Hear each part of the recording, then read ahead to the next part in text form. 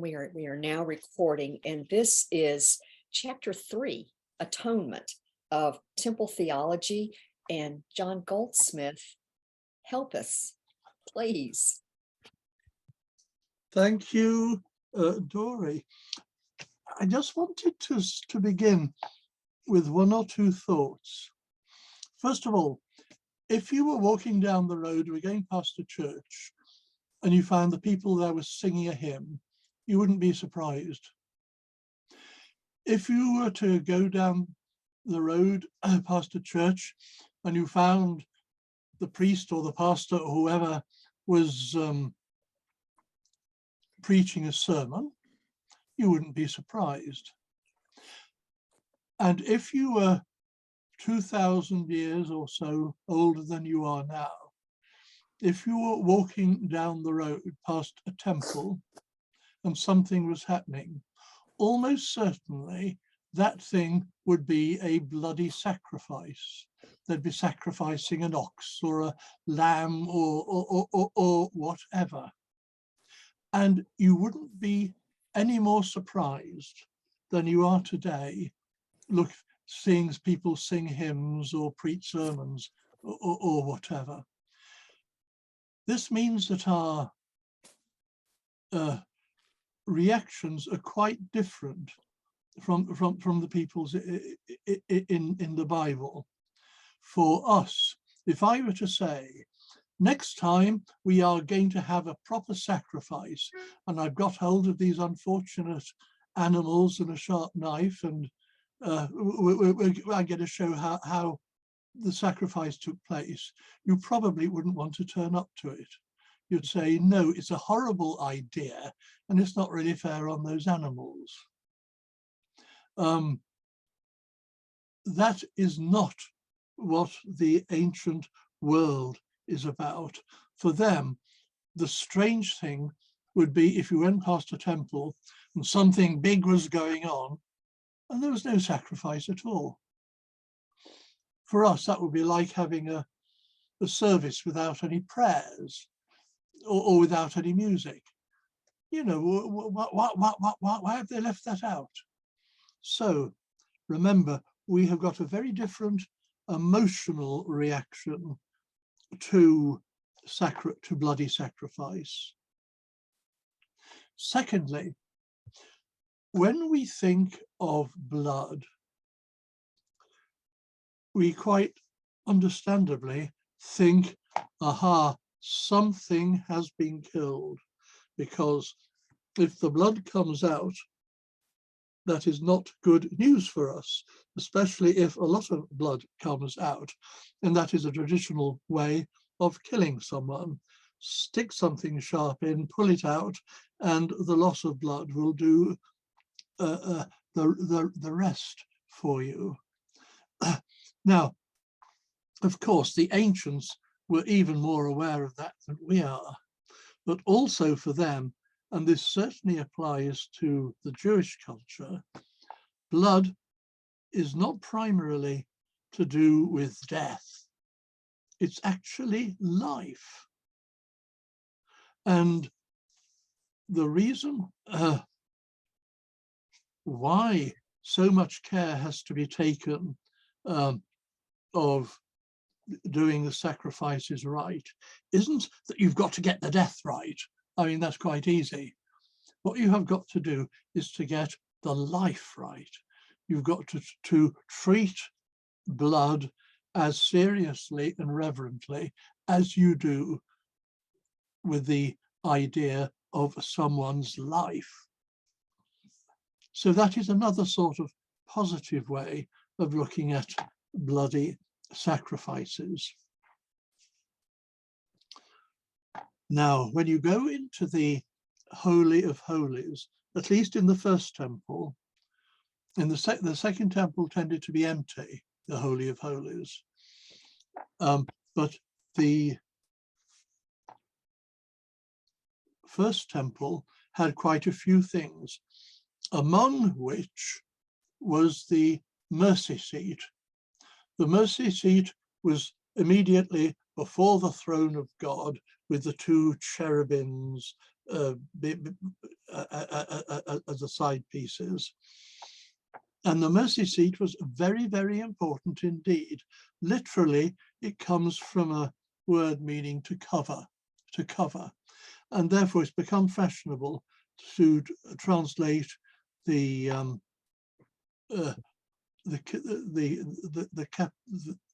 mercy seat either as the covering of the ark or the covering of the footstool in front of the throne.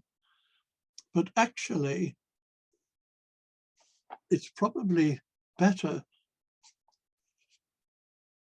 to translate it as the place of mending. This is because the root of the word is meaning to cover something. And if you cover something, you are covering up a hole or you are repairing a hole. And you can use it in a general way of being repairing. So the mercy seat is the place of repairing. And do you remember we talked how they probably saw creation as a sort of web that God created in order to hold things together. And the mercy seat, I suggest, is the place of mending, where the web of creation, which has been horribly messed up by us in the awful things that we do, this is the place of mending. And this is why it figures so prominently on the Day of Atonement.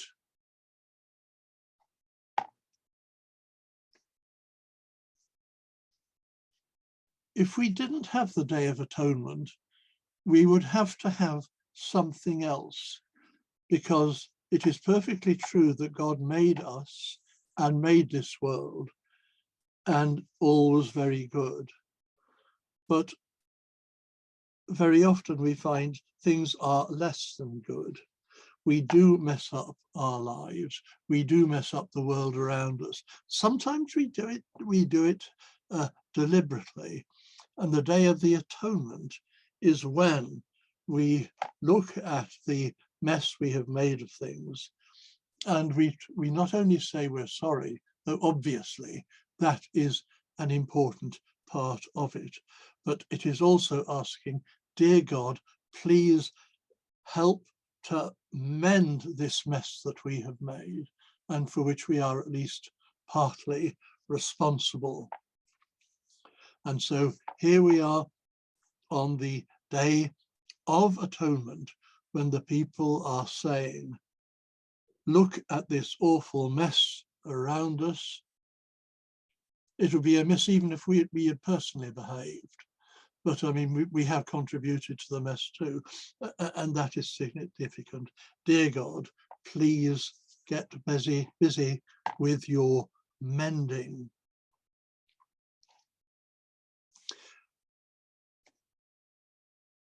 Margaret begins by reminding us that in 1 Corinthians chapter 8, St. Paul makes a distinction between one Father of all and one Jesus Christ, who is Lord of all. Now, this is interesting. St. Paul is saying in heaven there are at least two divine beings who are distinct from each other, the one Father and the one Lord Jesus Christ. And I think she suggests, what in a very helpful way, I have found it anyhow, that the God who is the ultimate God, the source of all things, actually cannot be seen, because he is always the beyond, and not only beyond us physically, as it were, but beyond us being able to see. But that doesn't mean to say that we are cut off from God, because as well as being the source of all things, the Father, there is also this other being whom St. Paul calls the Lord. And this is exactly what Christians call Jesus, remember. The early church, Jesus was the Lord. And the Lord was actually God, but not beyond everything, but rather the Lord who was among us and who indeed was the creator God. So when Jesus was saying, I and the Father are one, I think he was saying that he was one with God in his capacity as creator. Beyond the creator, there is, you know, the ultimate source, but that is a bit too far, I think, for us or for anyone. Jesus is the creator Lord, and he is also, of course, not only one with God, which is incredible, but he is also one with us. St. John's Gospel is all very fond of saying, he has Jesus saying not only that he is one with the Father, but he is also one with us too. And therefore, he is absolutely, perfectly placed to take on this atonement, this time of mending.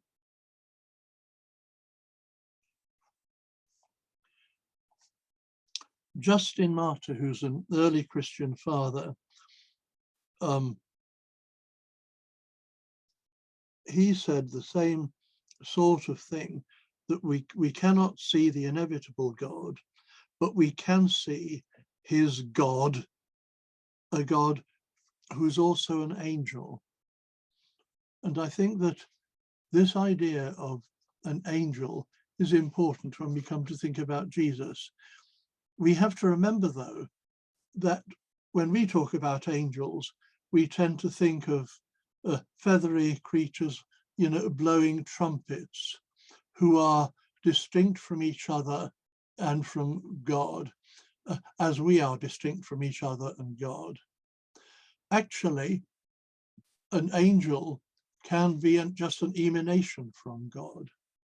And even in the Old Testament, you find that when God sends an angel, they find it very difficult to distinguish between the presence of God and the presence of the angel. And so this is not completely new and utterly surprising. On the Day of Atonement, they had all these rather hefty sacrifices. And as I suggested earlier, they would not necessarily really have regarded animal sacrifice as being abhorrent in itself. It was just one of those things. But you can see, if we are asking God to mend the creation, then bringing it new life is obviously one way of mending, and sacrificing animals is one way of accessing new life. We think of all the sort of the messiness and goriness and horribleness of a sacrifice. I think they would have been much more likely to be excited by the wonder of new life coming in and mending things. But we also need to remember that, because we ask, how on earth can the death of an animal really help us? And the epistle to the Hebrews says exactly the same thing. So how do we cope with this thing? Why does the death of an animal bring life, to us? And I think the answer may be, oh, I'm sorry. Two things are happening. One is that my eyes are not focusing properly, so I can't read my notes. And the other is that my memory is sort of playing up rather.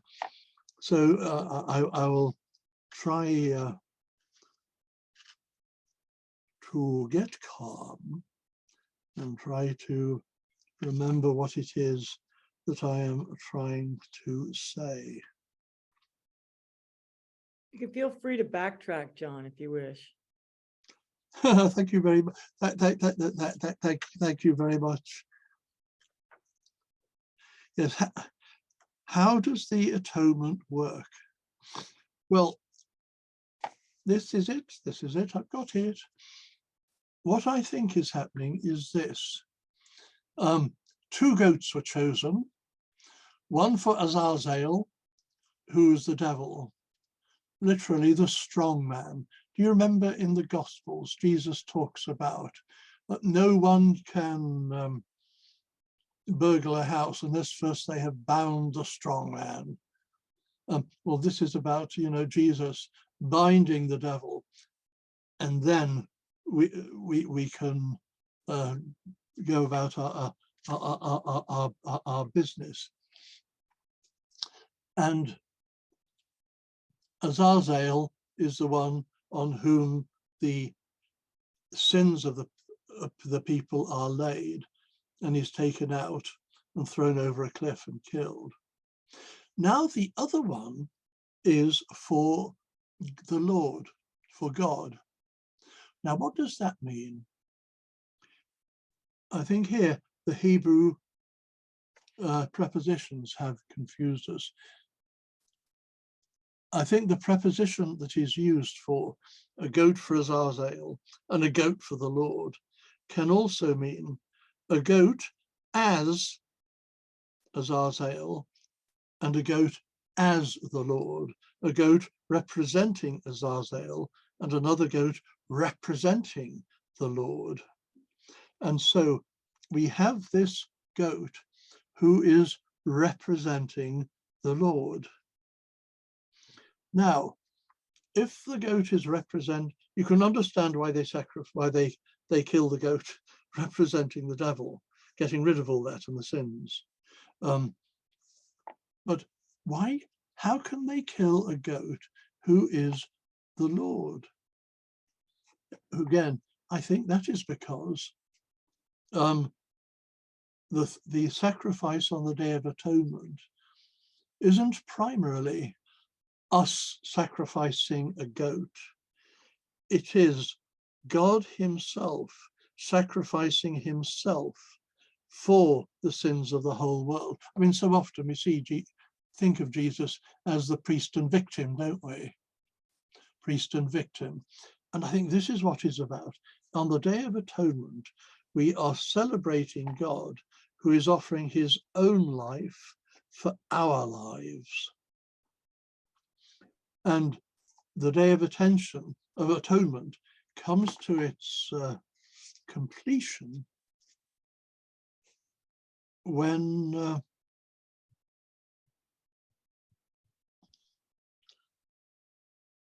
this is done not only through representations of the sacrifice of the goat, but when that sacrifice is that of a human person.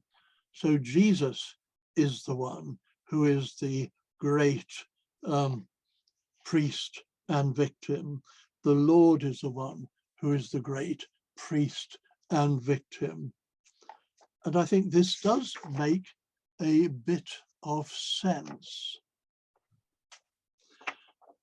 And what I would like us to think about for a little, if I may, and it'll give me an excuse to stop wittering on. What I would like us to do is to get back to this idea of how we think about the Day of Atonement and its sacrifices. Are we still completely repulsed by the idea of a bloody sacrifice? Or is there something in what has been suggested here that the sacrifice on the Day of Atonement is basically pointing to God's sacrifice of God's self for us and for our mending and for the mending of the world? Does this make us feel any difference to it? Thank you. I have a question about, it's angelology, I suppose, but it's the idea that there's the Azazel angel, who is, yes, one of the fallen angels. Yes. And then there's talk about how the high priest is made an angel. Yes. So there's two angels, and both are offered on the Day of Atonement. So is that sort of a dual thing where you've got, the angel that's aligned with the will of God, which would be the high priest. Yeah. And then there is the angel who has broken away from the will of God, who is carrying the sins of humanity, because that angel had a malevolent influence on man. And so again, there's that duality of like, here's our good angel, here's our bad angel. We even say that you got an angel on one shoulder and the devil on the other talking to you. Is it similar to that? I mean, well, I didn't mean to trivialize it, but the idea of two angels. Well, they are certainly, I mean, a goat is a goat and a high priest is a human being, but they both represent, and in some spiritual way, are one with what they represent. So yes. And you have the idea, I mean, Jesus said that he cast down Satan from heaven, didn't he? I saw Satan falling from heaven. And so there we have two heavenly beings in opposition to each other, yes. So I'm sure the answer to what you were saying is yes. Because I guess it's because we're dealing on this level with the physical. So we're dealing with the blood, the goat, the human, all these elements, but you cannot ever lose sight of the fact that they're reflecting a spiritual reality. Yes. They're reflecting something greater than just our physical level. And this is the hard thing, I think, to transmute the idea of transmuting blood into sacrificial life force or life force. I think that's hard for us, and that's why we're given the sacrament of the Eucharist, the wine and the bread. We're given that because it is a tangible, still physical relic of the blood that we take for eternal life, rather than it's the blood that we take. And of course, the Catholics believe it literally is transformed into blood by the priest. So there is still that sense of being in touch with the literal physical blood, and we call it blood. And and there can be a level of disgust. And the Protestants have called it, it's not the real blood. It doesn't become blood. It's a mystical form of blood, which is the wine, is turned into a mystical sacrament. And so, you know what I'm saying? We dance all around this stuff. Yes. That was one of my big questions too, Alice. And I still can't say that I understand atonement or I understand the day, but I don't understand atonement. Now, my question is, as Jesus talked about parables, he was trying to relate to the common person how they could understand whatever he was trying to teach at the time. Do you think that the priest, who might have been more, I'm not saying, well, I'm saying smarter, but more in tune with reality, was this just something so the common people could ask for forgiveness or understand that they needed to ask for forgiveness? Or is this literal? I know, John, you started with they were in a certainly different place 2,000 years ago than we are today. But do they really, does the priest and the common people really believe that 2 goats are going to take away the sins of the world? That's my question. Thank you. I tried to address that when I was sort of wittering. You see, I can read my notes without my glasses better now than with my glasses on. So, I mean, I might be less wittery now than I was then. But you see, I think that the center of the Day of Atonement Missing something? has, sorry? I'm sorry. I think that the focus is always on what God is doing in the holy places. And what we do, we can celebrate them. And I think we can also take part in them in a special way. You see, it isn't simply a question of us being here and God being there. There's also this wonderful, weird idea that there is a oneness between us and God. And so certainly when I celebrate Mass, I take quite seriously this idea of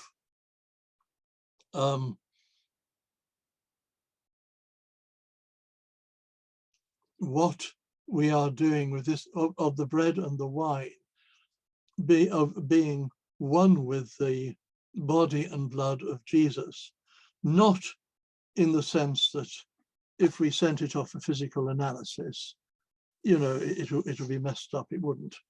They'd be completely distinct. But I do think there is a oneness.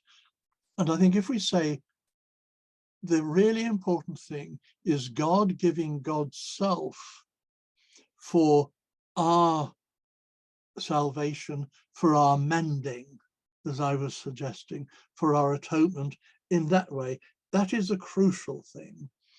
And I think in these rituals, whether it's the Jewish Day of Atonement or the Christian Mass, I think we are invited not only to use these as an aid memoir to remind us of what God is doing, but also do give us a way to join in with what God is doing. There may be other ways to join in with what God is doing. I mean, God is always 5 steps in front of us and far more wonderful than we can imagine. But I do think that in these rituals, yes, God is what God is doing in God's love is what really, really, really matters. But these point us to that, and also, so far as I'm concerned, in a special way, let us join in. I have a question about the goats. So we have these 2 goats. Yes. And one of them is the fallen, representing the fallen angel. Yep. And that goat is then driven out into the wilderness and pushed off a cliff. Yep. And then the other goat, as the goat is Lord, then that goat, is that the one that's sacrificed? Yes, That blood is taken into the Holy of Holies? yes, Okay, yes. I wanted to see if I had that correct. I'm sorry, I was not being clear. You're quite right. No, Yeah. no, it's not, believe you, it's not you. No. But here is the one pivotal point for me, which John, you said, and then also this chapter said, that really hit me, is that this blood was not used to cover sins, but instead to mend. And then Yes. I got to thinking, okay, blood is mending, and you think of just the idea of transfusion. I mean, blood is life. Blood is life to a person bleeding to death. So you have that, because when I first, it was so off-putting to think that blood, which just feels like, well, that's just dirty, that's not, doesn't, Yes. that's a cleaning force, that's then taken into the Holy of Holies. But then if you think of blood in action, and blood in action, that is life. That's life of the one that was slain, but it also could give life to another. So thank you, John, for putting that together better for me. Oh, thank you, Dory.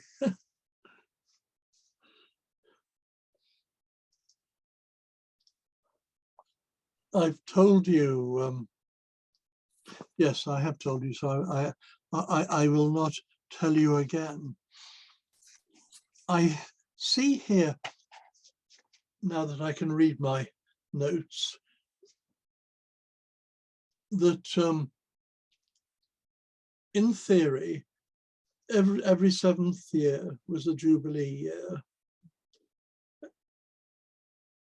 Oh gosh, what was it? Anyhow, it was a year when things were very carefully focused upon God. And then every seventh Jubilee year, which is every 49th or 50th year, depending on whether you count exclusively or inclusively, that was a very special time where slaves were freed and goodness knows what. And the Jews were very good mathematicians, and they did some horrific sums. And somebody worked out that if you have then, there's a seventh Jubilee every 49th year, if you then multiply that by 7 again, you get the even greater Jubilee, when God is going to really rescue his people and send the Lord, the great angel, or whatever we called. And a lot of people in those days believed that this was precisely the time that they were living in, just before the final Jubilee. And King Herod was terribly excited by this. And he got these theologians, poor devils, and said to them, is there any chance that I, King Herod, can be that person that God is sending on the great Jubilee? And they said, I'm terribly sorry, but it just won't work, because you're an Edomite and not a Jew. Oh, dear. And you know what he did? Off with their heads. Except that it wasn't as nice as that. He crucified them. But I mean, Herod took that seriously, that prophecy. Look what is going to happen. God is going to send someone. Gosh, was it me? Is it me? No, it wasn't. It wasn't. But I mean, I think Jesus was suggesting that this is precisely what he was. We talked about Melchizedek some time ago. And Melchizedek was he appears in Genesis and giving Abraham bread and wine, and he was the king of Jerusalem. But as well as that, Melchizedek in the time of Jesus, and we know this from the Dead Sea Scrolls, was seen by some people as being another name for the Lord, the great angel whom God was sending to put things right. In other words, Melchizedek was very much a Jesus type figure. This is exactly how we have traditionally seen Jesus, as, the great messenger of God, bringing salvation at the crucial time. And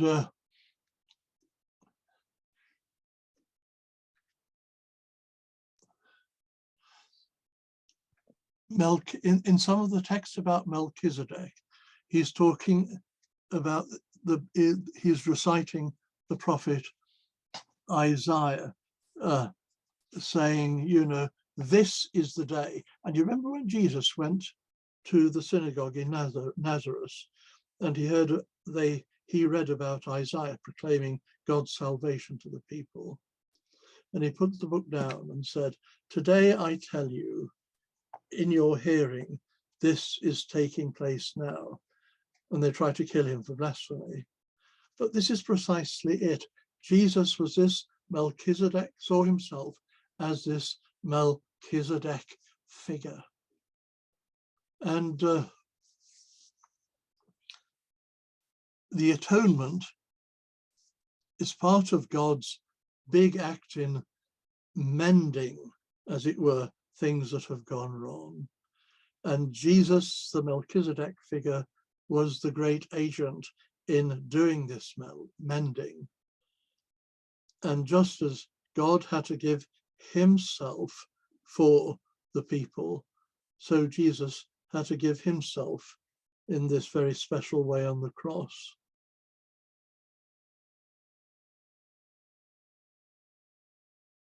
Sorry, I'm still wittering, even though I can see better. Oh, I have another question. I love that John and Dory equated blood with life. If we change the word blood in the sacrament, I think it makes so much more sense to me. And I'm wondering if they did the same thing, blood is life, why it was interpreted as blood instead of life. This is my blood, this is my life, instead of this is my blood that I give to you. There was one sentence in this that to me pulled together, honey, what you're saying with this, and this is on page 64, right in the middle, and it said, but when Christ appeared as a high priest, he entered once for all into the holy place, taking not the blood of goats and calves, but his own blood. There was no longer a ritual of substitutes. This sacrifice had fulfilled what the temple ritual had represented. The death of Jesus was interpreted as the sacrifice of the Day of Atonement. So it was done. It was done. But I've got a star by that too. Yeah, but it was his blood. So I think the blood is integral to this. I mean, he died, his blood was there. But again, I think the word life, for me, I would understand it so much better. Yes. I mean, a lot of people would. I know there was a woman in Matlock when I was vicar in Matlock, and she refused to go to the communion service. I'm not going to a service that talks about drinking blood. It's horrible. And you can see exactly where she comes from.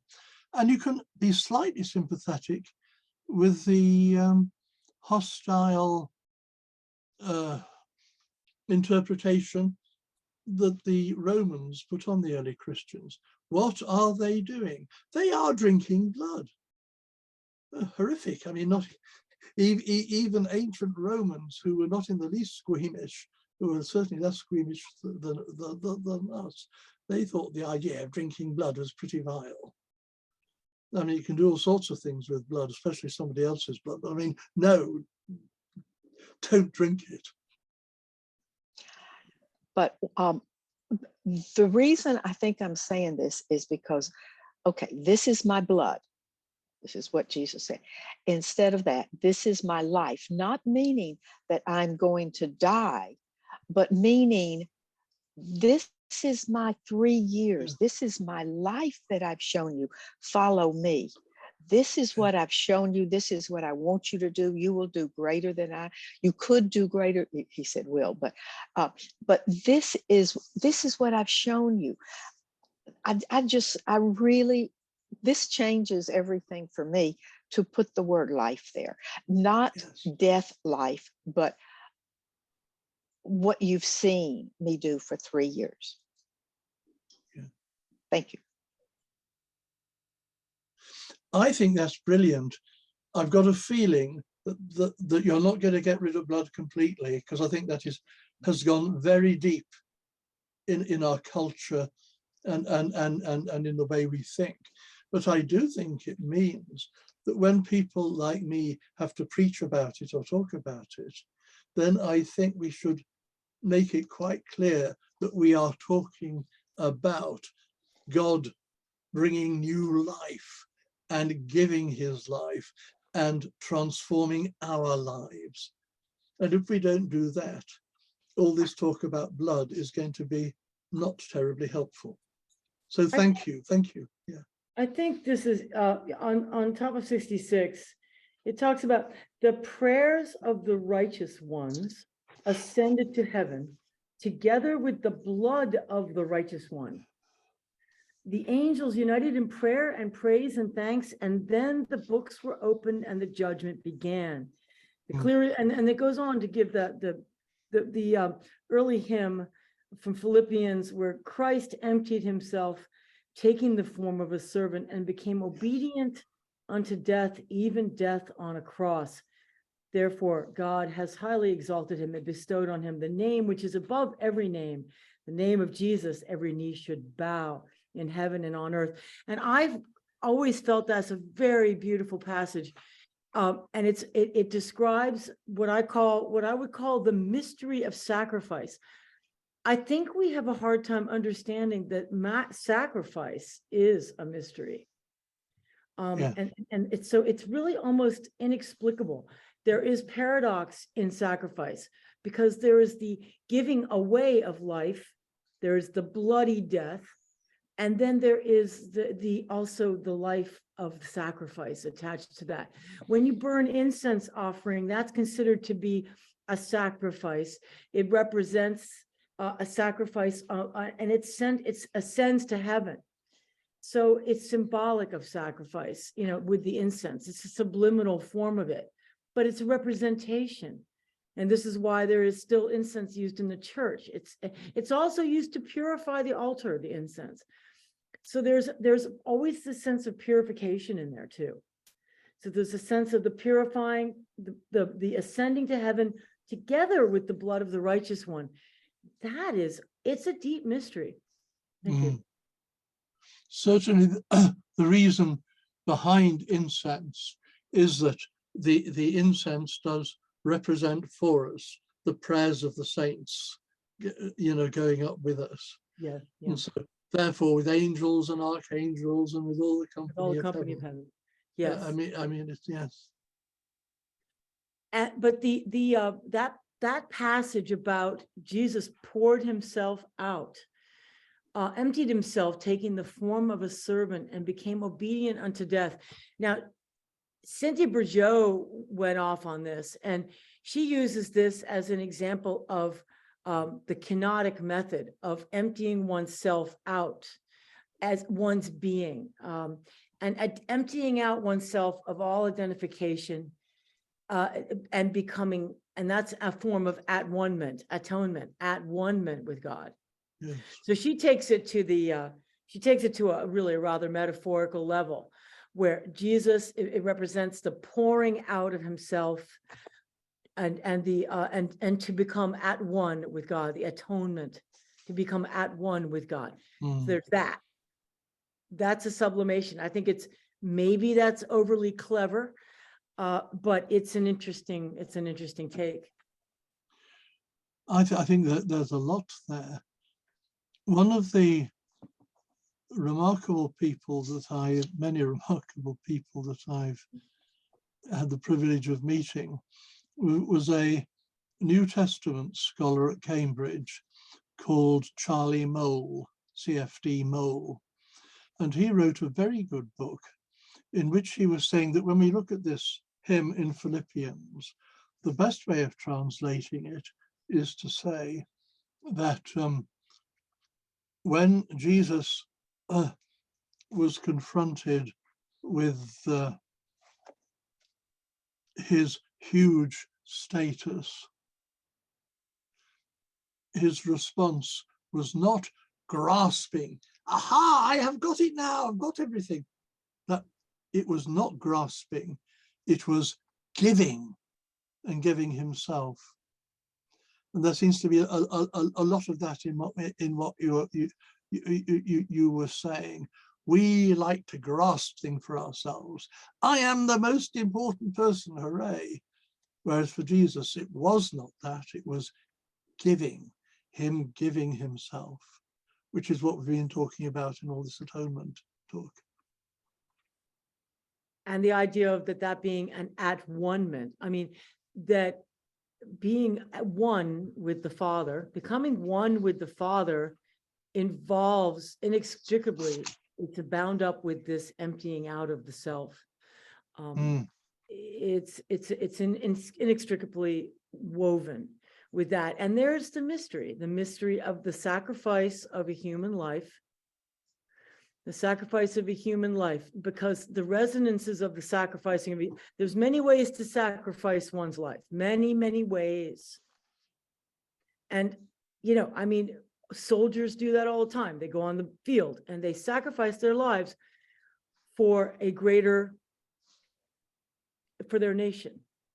And so if you think about that, whenever we think about that kind of a sacrifice, like of a soldier or of a saint or a martyr, there's something resonant to that. There's something very deeply moving into the human spirit about that.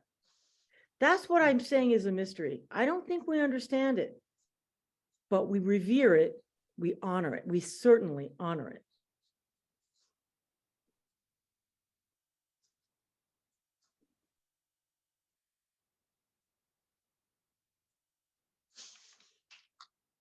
So I think all of our rituals around the sacrifice of Christ on the cross, our rituals all around this in the Christian tradition really seem to me to revolve around a central mystery, which is sacrifice. And I that's the part that resonates for me, the idea of sacrifice, the idea that we serve, and by serving, becoming the suffering servant.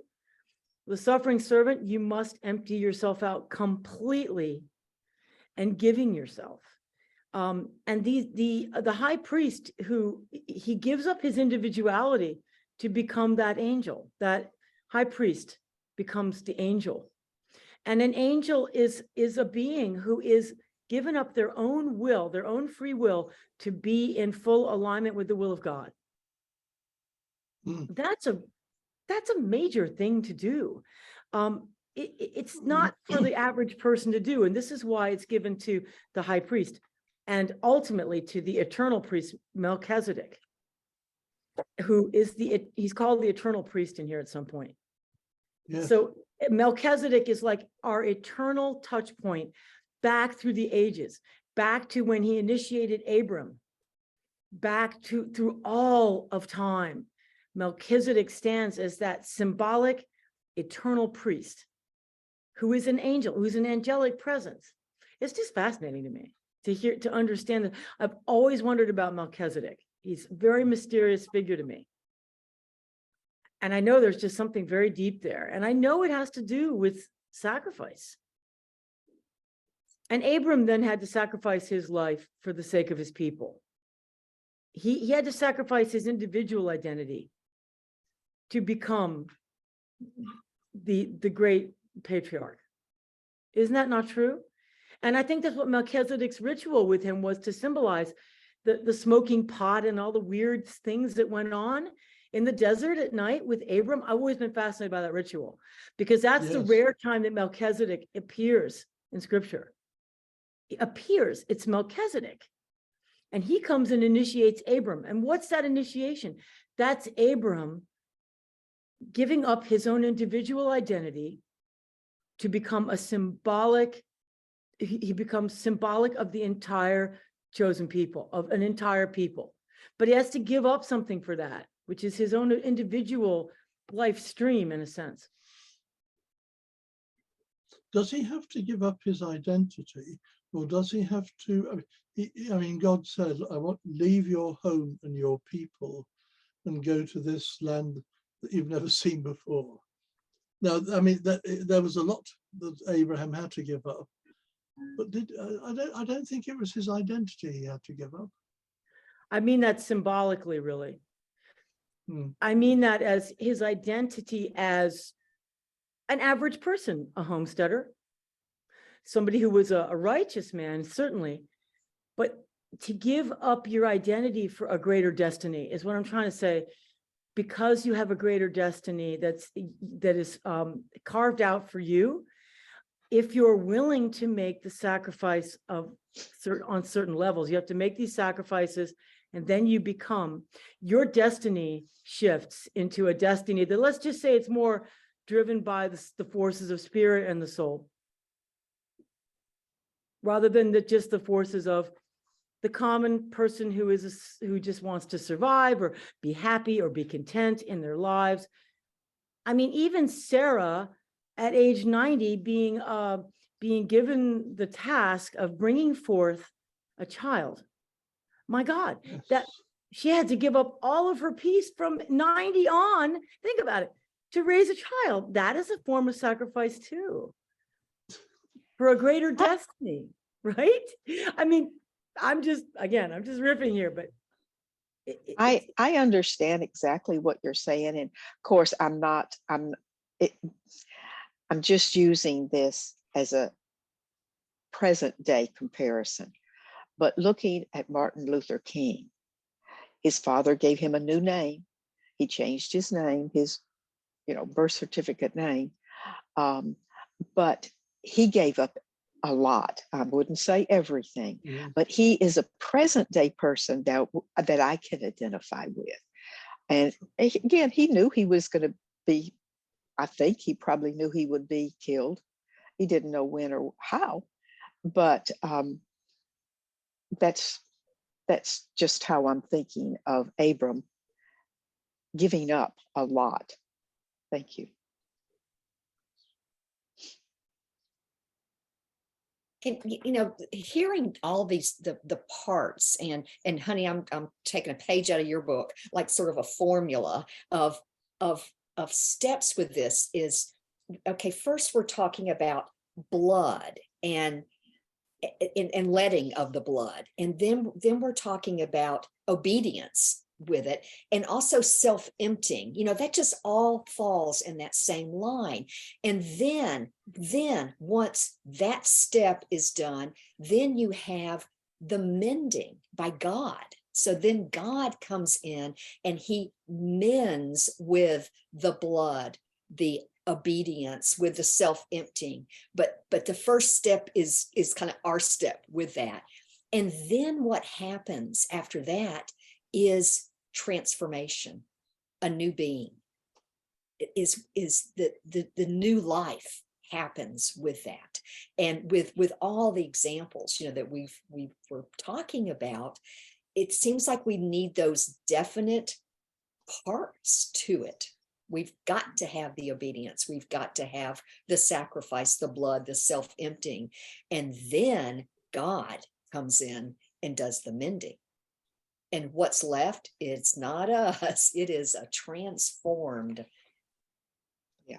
I'm glad you brought that up, because in Barker, she talks a lot about the resurrection. She's talking about the resurrection body Yeah. and Yes. how Yes. palpably that's different. It's different. Yeah, and I think that's what you're talking about. That's the transfigured, the transformed body that results from this. It is. And what other religion does this? I mean, I don't know of any other religion that, I think this is just so unique to Christianity. Thank you. The resurrection life The empty tomb. and the empty tomb. Yeah, Empty tomb. that's But it's not fascinating. Jesus that comes back. It is a new life. I love the way Margaret Barker really just gets you to open up to thinking, and to also, to being creative with this again, but also to be connecting this to the most ancient traditions, going back and working it into the first and second temple. It just gives it a continuity. It gives us an understanding of where this came from. And that it is a very deep tradition, and it represents some very deep human understanding of the role of religion in our lives, what it is. And the requirement for obedience. I'm reading this Bonhoeffer book right now, and you know what? Obedience is it's required, or it's required, or else you got cheap grace. Yeah, exactly. Got grace, but it's cheap. Yeah, Just and it like- all, sorry, go ahead, John. Thank you. I just wanted to say that certainly Margaret talks about, giving things up and being born again and the resurrection body. But I think for her, like the Gospel of Philip, the resurrection body isn't simply something very nice we find ourselves in the other side of death, though it is that. It actually is ourselves being changed while we are still in this life. And I think that is quite an important thing. Hugely important. Hugely. Yeah. Yeah. And you know what? I don't think it's just one time. I think we have the opportunity every day to enter into that obedience, that self-emptying, Yes. God's action, and then a transformed being. Yes. If we're lucky, if we follow the obedience, if we can get that. I think it's a shame that in English, resurrection is a bit of a mouthful. It's a longish and complicated word, whereas actually, what in both Hebrew and in Greek, it is simply either the rising, getting up, or being raised, being got up. And resurrection is simply either us standing up or us being raised by God. And I think that is